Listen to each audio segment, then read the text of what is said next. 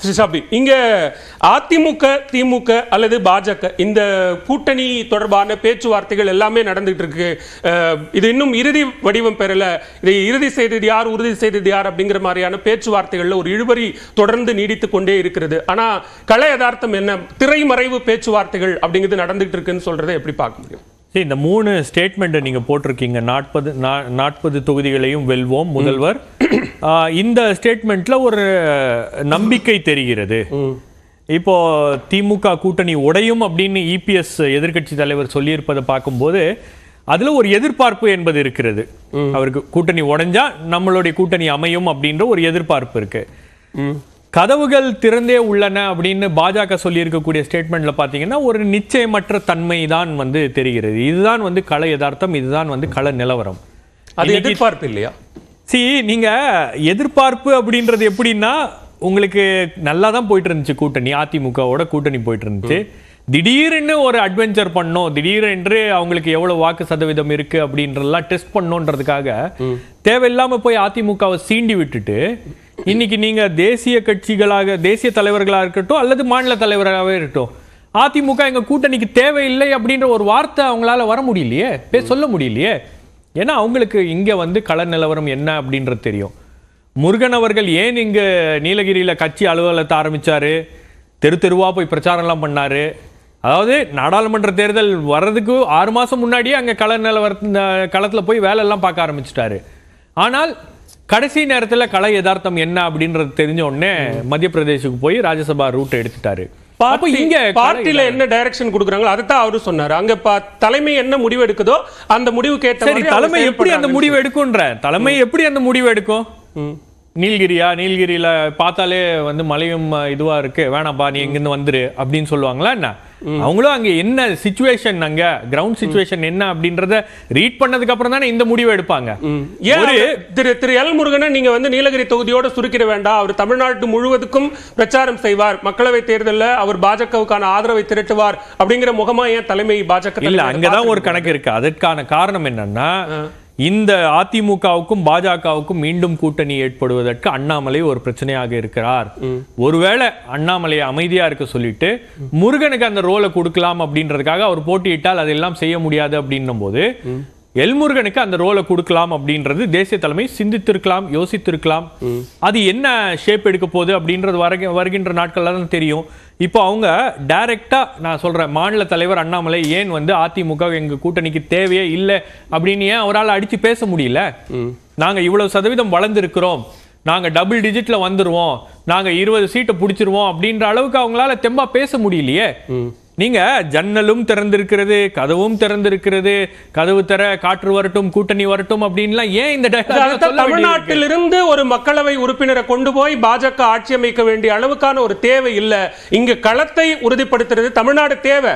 தமிழ்நாட்டில் கண்டெஸ்ட் பண்ணுவோம், ஆனா தமிழ்நாட்டை வச்சுதான் நாங்க மீண்டும் ஆட்சி அமைப்போம், மீண்டும் 3வது முறையாக மோடி பிரதமர் ஆவார் அப்படிங்கிற கட்டாயம் எங்களுக்கு இல்ல அப்படின்றத தெளிவுபடுத்துறாங்க. இல்ல, அந்த கட்டாயம் அவங்களுக்கு இப்பவே பிரதமருடைய பேச்சுல அவர் என்ன சொல்றாரு, 370 நாம ஜெயிக்க போறோம், என்டிஏ கூட்டணி 400 ஜெயிக்க போகிறது அப்படின்றத அவர் உறுதியா சொல்றாரு. சொன்னதுக்கு அப்புறம் எதுக்கு போய் பீகார்ல போய் கூட்டணியை உடைக்கிறாரு, எதுக்கு மகாராஷ்டிரால போய் கட்சி சின்னங்களை உறுதிப்படுத்துறதுக்காக? அதான் சொல்றேன். அப்போ எந்த அடிப்படையில இவங்க அந்த நம்பிக்கையை வெளிப்படுத்துறாங்க அப்படின்னா, பாஜக செய்திருக்கக்கூடிய இந்த 10 ஆண்டு சாதனைகள் எல்லாம் அந்த 400 சீட்டை வாங்கி கொடுக்காது. ஆப்போசிஷனை எப்படி உடைக்கணும், ஆப்போசிஷனை எப்படி நலிவடைய செய்ய வச்சு எதிர்கட்சிகளை எல்லாம் போட்டியிட முடியாத ஒரு சூழலுக்கு தள்ளப்பட்டுதான் நாம அந்த இடத்தை பிடிக்க முடியும் அப்படின்ற ஒரு தேர்தல். இது அரசியல் வியூகமா பார்க்க, இது அரசியல் வியூகம் இல்லைங்க. இது எப்படிங்க அரசியல் வியூகம்? ஒரு கட்சியை உடைச்சு, ஒரு கட்சியை தேர்தலில் போட்டியிடாம, ஒரு கட்சிக்கு ஒரு அட்வான்டேஜும் கொடுக்காம அன்ஃபேரா நீங்க ஒரு தேர்தலில் நடத்துவீங்க அப்படின்னா அது எப்படி ஜனநாயகத்துல நீங்க ஏத்துப்பீங்க? நீங்க சண்டிகர் எலெக்ஷன் மாதிரி ஒரு எலெக்ஷன் நடக்குது அப்படின்னா நீங்க ஏத்துப்பீங்களா? சண்டிகர் மேயர் தேர்தல் மாதிரி ஒரு தேர்தலை இவங்க நடத்துறாங்க அப்படின்னா ஏத்துப்பீங்களா? எந்த மாநிலத்திலும் அதை ஏத்துக்க முடியாது. ஆனால் இதெல்லாம் தான் வந்து பாஜகவுடைய வியூகமாக இருக்கிறது அப்படின்னும் போது அதுதான் 2024 தேர்தல் அப்படின்றது ஒரு மிக முக்கியமான தேர்தலாக மாறுகிறது. இவர் சொல்றாரு இந்த 2024 தேர்தல் அப்படின்றது மோடிக்கான தேர்தல், பாஜகவுக்கான தேர்தல் அப்படின்றது கிடையாது. 2024 தேர்தல் என்பது இந்தியாவுக்கான. ஜம்மு காஷ்மீர்ல ஒரு கவுன்சில் தேர்தல் நடக்கும் போது இந்தியா கூட்டணி கட்சிகள் வெற்றி பெற்ற போது பாருங்க, இந்தியா கூட்டணி கட்சி வெற்றி பெற்று விட்டது, இதுதான் அடுத்த நாடு முழுமைக்குமான ஒரு உதாரணம் அப்படின்னு சொல்லப்பட்டது. அதே உதாரணம் இப்ப சண்டிகர்ல ஒரு மாநகராட்சிக்கு நடக்கக்கூடிய தேர்தலை நீங்க மறுபடியும் இந்திய அளவுல கொண்டு போய் ஒப்பிடுறீங்க. அந்த ஒப்பீடு சரியா? நீங்க சண்டிகர்ல நடந்தது அப்பட்டமான ஜனநாயக படுகொலை. இது மற்ற மாநிலங்கள்ல நடக்காது அப்படின்றதுக்கு என்ன நிச்சயம்? இதை எப்படி உறுதி செய்றீங்க நீங்க? யார் இதை உறுதி செய்வது? நீங்க மகாராஷ்டிரா எடுத்துக்கங்க. மகாராஷ்டிரா ஒரு மிக முக்கியமான மாநிலம், 48 சீட்ஸ் இருக்கு. மகாராஷ்டிரால அங்க உத்தவ் தாக்கரேவுடைய கட்சி அவர் கையில இல்ல, கட்சியை உடைச்சிட்டாங்க, சின்னமும் இல்ல. சரத்பவாருடைய கட்சி, அவருடைய கட்சியுடைய பெயரும் அவர் பயன்படுத்த முடியாது, சின்னமும் அவர் பயன்படுத்த முடியாது, உடைச்சிட்டாங்க. அங்க இருக்கக்கூடிய காங்கிரஸ் கட்சி தலைவர்களை இழுக்கிறாங்க பாஜகவுக்கு. அதுவும் இழுப்பதெல்லாம் எப்படி அப்படின்னா எல்லார் மீதும் ஏதோ ஒரு வழக்கு இருக்கு அப்படின்ற அடிப்படையில் அந்த விஷயங்களை அவங்க பயன்படுத்தி இந்த அரசியல் வியூகத்தை அவங்க நகர்த்துறாங்க. அப்படின்னா பாஜக எதையும் செய்து இந்த 370 சீட்டு மீண்டும் ஆட்சியை பிடித்து விட வேண்டும் அப்படின்ற ஒரு குறுகிய நோக்கத்தோட தான் அவங்க செயல்படுறாங்க அப்படின்னா இது முக்கியமான விஷயம். அப்ப தமிழ்நாட்டில் அவங்களுக்கு அதிமுக தேவை, அதிமுக வேண்டும் அப்படின்றது தான் வந்து பாஜகவுடைய தேசிய தலைமையுடைய ஒரு சிந்தனை. அதுதான் அவங்களுடைய சிந்தனையாக இருக்கிறது. அதனால தான் இவ்வளோ இழுத்து இபிஎஸ் வர முடியாது அப்படின்னு வெளிப்படையாக சொன்னதுக்கு பிறகு கூட நாங்கள் கதவை திறந்து வச்சிருக்கோம், ஜன்னலை திறந்து வச்சிருக்கோம் அப்படின்னு பேசுறாங்க. நம்ம ஸ்ரீராம் சார் வந்து ரியல் எஸ்டேட் பேக்ரவுண்ட்லேருந்து வரதுனால அவர் வந்து வென்டிலேஷன் பிஓபி போட்டு மறைச்சிருவாங்க அப்படின்லாம் வந்து பல வியாக்கியானங்கள் சொன்னாலும் கள நிலவரம் அப்படின்றது இன்னைக்கு நான் பதில் சொன்னேன். நான் பதில் சொல்லி தான் ஆகணும். அப்போ இன்னைக்கு வந்து பாஜகவுடைய நிலைமை அப்படின்றது தமிழ்நாட்டில் மோசமாகி இருக்கிறது. அவங்க கூட்டணிக்கு இப்ப ஜி.கே. வாசனோ அல்லது பிஎம்கேவோ ஏன் கமிட் பண்ணல? நீங்க புதிய தமிழகம் கிருஷ்ணசாமி வந்து என்ன சொல்றாரு, தமிழ்நாட்டில் என்டிஏ கூட்டணியே இல்ல, எங்களை வந்து ரொம்ப டிஸ்ரெஸ்பெக்ட் பண்ணிட்டாங்க அப்படின்ற ஒரு வார்த்தையை அவர் பயன்படுத்துகிறார். அப்போ இந்த தேர்தலில் பாஜகவுக்கு தமிழ்நாட்டில் ஒரு பின்னடைவு ஏற்பட போகிறது அப்படின்றது அவங்களுக்கு நல்லா தெரியும். அதனாலதான் அவங்களுடைய வியூகத்தை மாத்துறாங்க.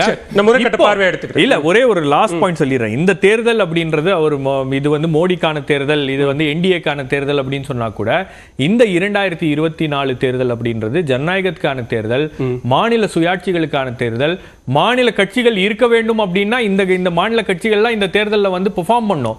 அதுல அதிமுகவும் உள்ளடக்கம். சரி, பாஜகவுடைய வியூகமே இங்க அதிமுகவை பின்னுக்கு தள்ளி அந்த இடத்தை பிடிக்க வேண்டும் அப்படின்றது தான். அது அதிமுக எப்படி ஃபைட் பண்ண போறது அப்படின்றது நம்ம இந்த தேர்தலில் பார்க்கணும். நன்றி திரு ரவீந்திரன் துரைசாமி. இப்போ ஒரு பக்கம் திமுக கூட்டணி உறுதியா இருக்கு, தொகுதி பங்கீடு விஷயங்கள்ல இழுபறி நடக்குது அப்படின்னு சொல்றோம். ஆனா அதிமுக பாஜக கூட்டணியே இன்னும் இறுதி வடிவம் பெறாத நிலை இருக்கிறது.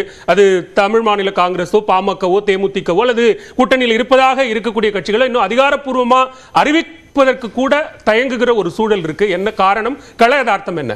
கள யதார்த்தம் வெற்றி பெற்ற கூட்டணியில் வின் எல்லாருக்கும் பலன்னு ஒன்றா இருக்கிறாங்க, ஒன்றா பேசுகிறாங்க. எங்களுக்கு ஷேர் ஜாஸ்தி வேணும், இல்லை எங்களுக்கு ஷேர் ஜாஸ்தி வேணும்னு கேட்கும்போது அவங்க அதை யாருக்கு எவ்வளோ ஷேருங்கிறத பெனிஃபிட் இருக்கிறனால எல்லாருமே ஒரு ஒற்றை கருத்துக்கு வருவாங்க. ஸோ அவர் 40ல் 39 வெற்றி பெற்ற அணி வந்து கமல்ஹாசன் கூடுதலாக அந்த அணிக்குள்ளே வர்றாரு. ஈரோடு கிழக்கில் அவர் பிரச்சாரம் பண்ணி தன்னோட வாக்குகளை டிரான்ஸ்ஃபர் பண்ணி கொடுத்தாரு. அதிகார பலம் இருக்கு. அதிகார பலம் மிக முக்கியமானது. மக்களவை தேர்தலை ஒரு மாநில கட்சி நடத்தும் போது அதிகார பலம் மிக முக்கியமானது. இடைத்தேர்தலில் ஈரோடு கிழக்கை பற்றி பேசும்போதும் அதிகார பலத்தை மையப்படுத்தி தான் என் கருத்தை வச்சிருப்பேன். அந்த அதிகார பலம் இருக்கு. ஸோ அவங்க எதிரணி சிதறி வேற இருக்குது. 40 ஜெயிப்போன்னு அவங்க நம்பிக்கையோட சொல்றாங்க. எதிரணி சிதறி இருக்கிறது அப்படிங்கிறது திமுக கூட்டணிக்கு பலமா பலவீனமா? கூடுதல் பலம். அது கூடுதல் பலம்ங்கிறது நிரூபிக்கப்படும். கழிஞ்ச தடவை 23% டிஃபரன்ஸ் தான் இரண்டாவது வந்த அணிக்கும் திமுக கழகத்துக்கு இருந்தது. சரி, எந்த அடிப்படையில் திரு எடப்பாடி பழனிசாமி இங்கே வருவாங்க அப்படின்னு சொல்றேன். 30% வித்தியாசம் இந்த தடவை கண்டிப்பா வரும். 25க்கு மேல வரும். 23 இருந்தது, 25க்கு மேல வரும். பட் ஓட்டிங் வந்து பழைய ஓட்டிங்கை திமுக எடுத்துருவாங்களாங்கிறதுல I have my own doubt. But அந்த ரெண்டாவது வர்றவங்களுக்கும் திமுகவுக்குள்ள வித்தியாசம் 25% மேல இருக்கும். அதனால அந்த வின்னபிலிட்டி வந்து 39 இடத்துல 40 வரும்னு அவங்க எதிர்பார்க்கல, தப்பு இல்லை. இது வந்து தோத்து போன அணி சபீர் சொல்றாரு பாஜக விழுந்துட்டுன்னு. 2004 ஜெயலலிதா அம்மையார் கூட 0 தான். 2009 யாரோ முயற்சி பண்ணி அந்த அம்மா கலத்தி விட்டுட்டாங்க, 1.5% தான். 2014 மோடி வந்தாரு, 5.5% ஓட்டும், ஒரு சீட்டும் ஜெயித்து. 2019 இபிஎஸ் ஓபிஎஸ் ரெட்டையில 2 பேர் அவங்களோட கூட்டணி 3.25% ஓட்டும், 0 சீட்டும். அப்போ இந்த கடந்த 4 மக்களவை தேர்தலில் உருப்படியா இருந்தது கன்னியாகுமரி 1 சீட்டும் 5.5% ஓட்டும் மோடி தலைமையில் 2014 கிடைச்சது தான். இப்போ அவங்க அந்த ஸ்ட்ராட்டஜி நோக்கி தான் போறாங்க. இதுல அதிமுக அழைக்கிறாங்க, இவர் பினான்ஸ் மினிஸ்டர் அழைக்கிறாரு, அமித்ஷா அழைக்கிறான்னு சொன்னா யாரோட டேர்ம்ஸுக்கு அழைக்கிறாங்க? பாஜக டேர்ம்ஸுக்கு வாங்கன்னு தான் அழைக்கிறாங்க, அதிமுக டேர்ம்ஸுக்கு போகல. ஏன்னா எடப்பாடிக்கு சீட் கன்வெர்ட் பண்ணி கெப்பாசிட்டி இல்லைன்னு இபிஎஸ் பிளஸ் ஓபிஎஸ் 2 பேருக்குமே இல்லைன்னு 2019 பார்த்துட்டாங்க அவங்க. அடுத்த எங்க கிட்ட ஒரு கிளாரிட்டி வந்திருக்கு, நாங்க சுயமா சிந்தித்து முடிவெடுக்கக்கூடிய நிலைமைக்கு வந்திருக்கிறோம், மாநில உரிமை அல்லது மாநில தமிழ்நாடு நலன் சார்ந்து சிந்திக்கக்கூடிய அளவில் இருக்கிறோம், பிரதமர் வேட்பாளரை முன்னிறுத்திய அளவுக்குலாம் போக வேண்டிய தேவை இல்லைன்னு ஒரு ஸ்டேட்மெண்ட் எடப்பாடி பழனிசாமி சொல்றாரு. நான் சொன்னதான் காரணம். இதே எடப்பாடி பழனிசாமி 6 பேரோட போய் டெல்லியில போய் கூட்டணி பேசினாரு. அதுல அவர் நான் டஃப் பார்கெய்னர், இஷ்டம் போல சீட்டை கொடுத்துட மாட்டாரு, எடுபடிலாம் நான் என்னைக்கும் சொன்னது கிடையாது, இன்னைக்கும் அதுல நான் ஸ்டிக் ஆன் பண்ணி சொல்றேன், ஹார்ட் பார்கெனர் தான். என்ன சொன்னாரு? 330 சீட்டு என்டிஏ வரும், மோடி 3வது முறையும் பிரதமராக வருவோம்னு சொன்னாரு. ஆஃபர் பண்ணது 5 சீட்டு, 5 சீட்டு ஆஃபர் பண்ணி இதுக்கு ஒத்துக்கிடுவாங்கன்னு நினைச்சாரு. அண்ணாமலை கட்சி வளர்ந்துருக்கு, உள்ளாட்சியிலே நான் வளர்த்துருக்கிறேன், அதனால ரெட்டை இலக்கத்தில் வேணும்னு கேட்டாரு. அந்த கட்சிக்குள்ளே எல்முருகன் போன்றவங்க 9 சீட்டு தந்தா போதுன்னு சொன்னக்கூடிய நிலைமை இருந்தது. இன்னொன்னு, எல்முருகன் ராஜ்யசபா ஆனதுனால நீலகிரியில் கண்டஸ்ட் பண்ண மாட்டாருன்னு இல்லை, அவரு கண்டஸ்ட் பண்றதே கட்சிக்கு உள்ள வாக்கு வங்கியை உயர்த்ததுக்கு கண்டஸ்ட் பண்ணுங்கன்னு சொல்றதுக்கும் ஒரு வாய்ப்பு உண்டு. ஒரு அட்டவணை பிரிவு சமூகத்தை சேர்ந்த ஒரு சகோதரருக்கு கொடுத்த பதவி, இங்க நீங்க தோத்து போனாலும் உங்களுக்கு அஷூர் பண்றோம் நாங்க ராஜ்யசபானி, மோடி அந்த அஷூரன்ஸை கொடுத்திருக்கானது அதை பார்க்கணும். அதுக்காக நின்னா உடனே நின்னா வெற்றி பெற்றுவார்னு சொல்ல வரல, அவர் நிற்கிறது வாக்கு வங்கியை அந்த சமூக தளத்தில் உயர்த்ததுக்கு பயன்படுத்தும். அந்த சமூக தளத்துக்கிட்ட ஒரு கேரண்டி கொடுக்கிறது தான் ராஜ்யசபா கொடுத்திருக்கிறாங்க. ஸோ இன்னைக்குள்ள நிலைமை, தோத்து போன அணியில இடத்துல இருந்த கட்சியும் 3வது இடத்துல 5 சீட்டு வாங்கின கட்சியும் 2வது இடத்துல உள்ள கட்சி யாருக்குங்கிறதுக்காக கடும் மோதல் மோதிட்டு இருக்காங்க. 8-10 நாளா அந்த மோதல் தான் போயிட்டு இருக்குது. இதுவே ஒரு முதலிட கட்சியை ஒரு 3வது 5 சீட்டு போன கட்சி பிரைமினிஸ்டர் கேண்டிடேட்ங்கிற இதை வச்சு ஈக்குவல் இல்ல, ஈக்குவல்ங்கிற பொசிஷன் பண்றதே அந்த கட்சிக்கு பிளஸ் தான் நினைக்கிறேன். சரி, எந்த அடிப்படையில் எடப்பாடி பழனிசாமி காத்துக்கிட்டு இருக்கிறாரு? திமுக கூட்டணியிலிருந்து பிளவு ஏற்பட்டு கட்சிகள் உடைந்து வரும் அப்படின்னு எந்த நம்பிக்கையோட காத்துட்டு இருக்காரு? எடப்பாடி பழனிசாமி மெகா கூட்டணி அமைப்பாரு, பிரைமினிஸ்டர் கேண்டிடேட் வேணும்னு டெல்லிக்கு போனாரு. பட் 5 சீட்டு தான் கொடுப்போம்னு ஸ்ட்ரிக்டா நின்னாரு, அதை நான் மறுக்க வரல. இப்போ அவரு கற்பனையா சொல்லிட்டு இருக்காரே தவிர அவருக்கு நல்லாவே தெரியும் திமுக கூட்டணி ஸ்டாலின் கொடுக்கிறது எம்பி போஸ்ட்னு தெரியும் அவருக்கு, இவர் கொடுக்கிறது எம்பி போஸ்ட் இல்ல, தோத்து போனது எல்லாருக்கும் தெரியும். அதனால யாரும் இந்த இடத்துக்கு வரமாட்டாங்கிறது அவருக்கு நல்லா புரியும். அதனாலதான் அவர் காங்கிரஸ் தலைவர் செல்வ பெருந்தகை அவர் போட்டதுமே அவர் உடனே அடுத்த நாள் சொல்றாரு தேசிய கட்சியோட கூட்டணி இல்லைன்னு சொன்னாரு. அதுவரை காங்கிரஸ் வருங்கிற நம்பிக்கையை தான் அவரை சார்ந்தவங்க பேசிட்டு இருந்தாங்க. செல்வ பெருந்தகை முழுக்க திமுக ஆதரவு நிலைப்பாட்டில் உள்ளவர். அதையும் தாண்டி இன்னும் சொல்ல போனோம்னா என் நண்பர் செல்வ பெருந்தகை சசிகலா அம்மையார் ஆதரவாளர் தான். முன்னாள் தலைவர் கே.எஸ். அழகிரியே நம்ம அவர் அதிமுக ஆதரவு மனப்போக்கோட இருந்தவர் அப்படிங்கிற மாதிரி இல்ல அவரு அதை விட 2 சீட்டு குறைச்சு கொடுத்தாலும் நாங்க ஏத்துக்கணும் தான் அவர் அழகிரி அண்ணன் சொன்னாரு. எடப்பாடி தோத்து போனாரு, தோல்வியில அவரு வர்றாரு, அவர் வேற ஒண்ணும் பிரின்சிபலா அவர் வரலன்னு தான் அழகிரின்னு சொன்னாரு. அதே தான் செல்வ பெருந்தையும் சொல்றாரு, நாங்க லாயல் அலை அதனால எங்களுக்கு சீட்டை கொடுங்கிறாரு. திருமாவளவே நாங்க ஒன்றும் இந்த அலையன்ஸ் விட்டு போறதுக்கு இல்லை, எங்களை பிரிக்க சதிங்கிறாரு. வைகோ அவரோட சொன்ன துறை வைகோ முதன்மை செயலாளர் மதிமுக எங்களுக்கு சீட்டே தரலனாலும் நாங்க திமுக கூட்டணியில் இருப்போம் தான் சொல்றாரு. பாலகிருஷ்ணன் இவர் சிபிஎம் பாலகிருஷ்ணன் அவர் நாங்களும் அதிகம் கேட்க விரும்புறோம்னு சொல்லி தங்களுக்காக பேசாம திமுகவும் அதிகம் பேச விரும்புதுங்கிறத சொல்ல வரனா ஸ்டேட்டஸ் கோவ முடிங்கன்னு சொல்றாங்க அவங்க. சரி, அதுதான் அவங்க நிலைமை. வெற்றி பெற்ற அணிங்கிறனால வெற்றி தொடர்றது வரை அந்த அணி தொடருங்கிறத நான் சொல்றேன், என்னோட கருத்தா சொல்றேன். சரி, ஓகே. இங்க தோல்வி அடைந்த அணியில 2 பேர் பிரிஞ்ச பிறகு எடப்பாடி தமிழக அளவில் தன் பலத்தை நிரூபிக்காத வரை பழைய எடப்பாடி 2019 ரேஞ்சுக்கு கூட யாரும் அவரை மதிச்சு கூட்டணி போக மாட்டாங்க. கூட்டணி கட்சிகள் ரொம்ப ஹெவியா கேட்பாங்க. குறிப்பா பாமக இல்லைன்னா 2வது இடம் வட தமிழகத்தில் வர முடியாதுங்கிறதுல KP முனுசாமினாலும் சரி CB சண்முகம்னாலும் சரி பாமக தேவைங்கிறத வெளிப்படையாவே அவங்க இண்டிகேட் பண்ணிட்டாங்க. சட்டசபையில எடப்பாடி பழனிசாமி இவர் GK மணியை பார்த்ததும் அதோட ஒரு இதுதான். சரி, ஓகே, பதில் சொல்லு.